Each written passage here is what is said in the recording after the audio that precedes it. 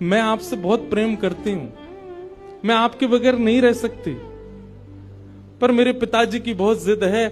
अब कहीं मैं आपको नहीं पहचान पाई, मेरे तो प्राण ही निकल जाएंगे, विदा होना तो बहुत दूर की बात है। रुदन करते करते करते करते, नाथ मैं कैसे पहचानूंगी कि आप सत्य कौन से हो। अब तो दूसरे दिन वो पिताजी के पास गए, पिताजी जल्दी करिए, कब चलना है, कब। बोले तुझे तो इतना विश्वास है जैसे तू वास्तविक में मदन मोहन जी को ले ही जाएगी, लेकिन बिटिया तू भी याद रखियो मैंने ऐसे स्वरूप बनवाए हैं कि कोई बता ही नहीं सकता कि असली मदन मोहन कौन से। बोले पिताजी आप सन्मुख पधराओ तो। महाराज भीड़ लग गई देखने वालों की, पूरा राजभवन इकट्ठा हो गया जयपुर का। 7 स्वरूप विराजमान हुए।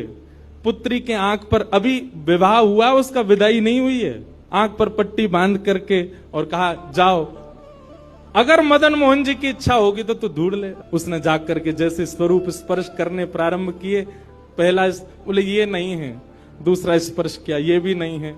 ठाकुर जी खड़े थे 5वीं पंक्ति में, 5वें वाले थे। तीसरे स्पर्श किए, बोले ये भी नहीं है। चौथे किए, बोले ये भी नहीं है। जैसे ही 5वें का स्पर्श किया और मुखमंडल का स्पर्श किया, गले का स्पर्श किया, वक्ष का स्पर्श कर, जैसे ही ठाकुर जी की भुजा पकड़ी, सो ठाकुर जी ने अपनी कन्नी उंगली हिला दी और जैसे ही कन्नी उंगली हिलाई, उसने तो पिताजी यही है मदन मोहन जी। आहा, राजा के तो नेत्रों से आंसू गिर गए। अपनी बिटिया को गले से लगा लिया, कान में बोले बोले मैंने कन्नी उंगली हिलते हुए देख ली। मुझे ये बात पता चल गई है कि भैया तेरी जिद नहीं है इनको ले जाने की, इनकी भी जिद है तेरे संग जाने की। और महाराज गाजे बाजे रथ में आरूढ़ करके श्री मदन मोहन लाल जी करौली राजस्थान को प्रस्थान किए।